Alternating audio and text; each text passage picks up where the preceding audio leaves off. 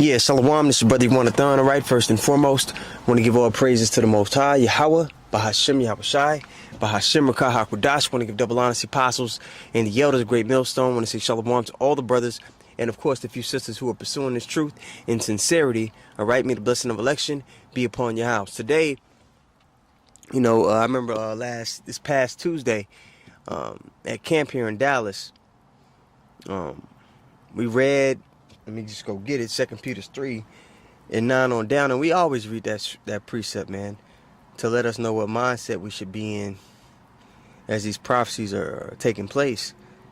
But the point comes to mind of when you read it, man, do you realize the gravity of actually having that mindset and how you live in your everyday here on this side during our grace period? All right, let's read it really quick here. This 2 Peter 3 and 9. The Lord is not slack concerning his promise, as some man count slackness, but is long-suffering to usward.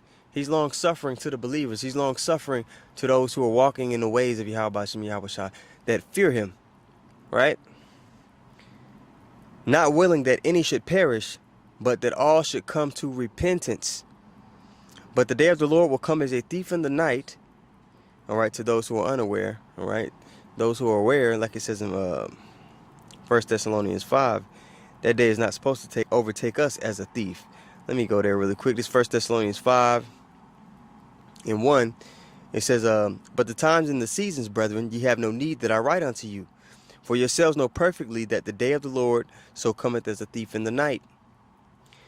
For when they shall say peace and safety, then sudden destruction cometh upon them as travail upon a woman with child, and they shall not escape.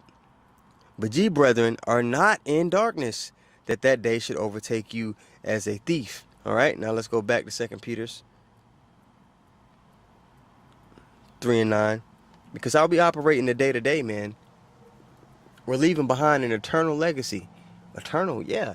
Because, if you're an Israelite, even if you're doing wickedness, you're a 2/3 and you're brought back in the kingdom, through the elect, you're still going to have a legacy attached to your name on how you was operating here on this side. What legacy do you want to be attached to your name? Hold on, let me see. Looks like we stopped recording. No, it's still going. What legacy do you want attached to your name? That's important. So this is verse 10. It says, but the day of the Lord will come as a thief in the night, in which the heavens shall pass away with a great noise, and the elements shall melt with fervent heat. The earth also and all the works that are therein shall be burned up by way of the missiles, by way of the chariots, getting busy on this place. A great judgment is getting ready to fall upon the earth and the inhabitants thereof. Verse 11, seeing then that all these things, in 2 Peter 3 and 11, seeing then that all these things shall be dissolved, what manner of persons ought ye to be in all holy conversation and godliness? This society, your accomplishments here, the infrastructure, it's all temporary here on this side. It's not going to last. But there is an eternal reputation that you can build. There is an eternal status that you can obtain. And it's not attached to minding earthly things. Okay? Verse 12, it says, looking for and hasting unto the coming of the day of God, wherein the heavens being on fire shall be dissolved, and the elements shall melt with fervent heat. Nevertheless, we, according to his promise, look for new heavens and a new earth, wherein dwelleth righteousness. And that's the eternal kingdom of heaven, man. So are the things that you're doing, how you're moving here on this side, is it adding up to an honorable reputation in the world to come? If not, best to check yourself, okay? And in order for you to have that honor, man, we're gonna be confronted with realities that are really harsh.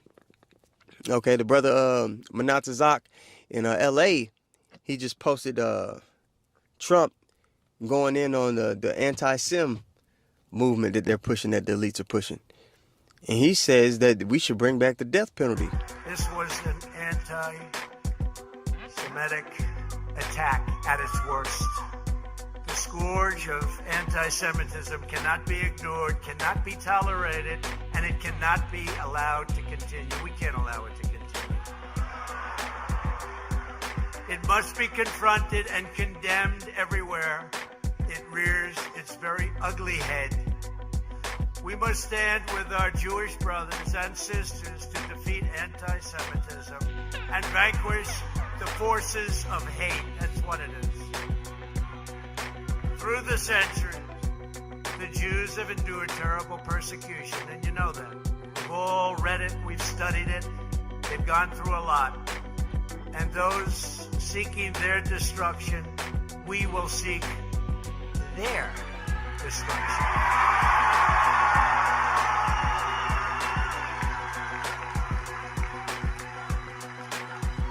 And when you have crimes like this, whether it's this one or another group, we have to bring back the death penalty. They have to pay the ultimate price. They have to pay the ultimate price. They can't do this. For those who are calling out the JOO. That's the spirit that these people are in, and that's the spirit the Greeks were in, the Romans.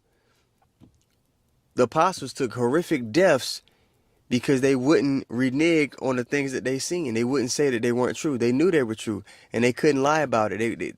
They were willing to take those deaths, and they kept in mind the reputation that will be attached to their spirit forever. Okay, so that's a reality that's coming to all of the so-called believers. We're gonna see who really, is willing to take it there. And we also have to remember that the Lord is going to have our back through it all.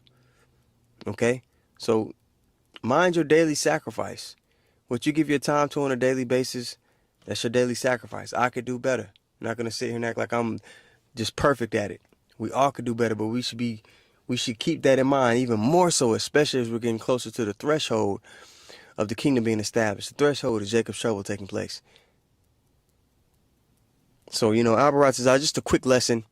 Now, Albarat Azai, man, was edifying. I want to give all praises once more to Yahweh, Bahashem, Yahushai, Bahashem, Rakah HaKodash. I want to give double honors to the apostles and the elders of Great Millstone. I want to say shalom to all the brothers, of course, a few sisters who are pursuing this truth in sincerity.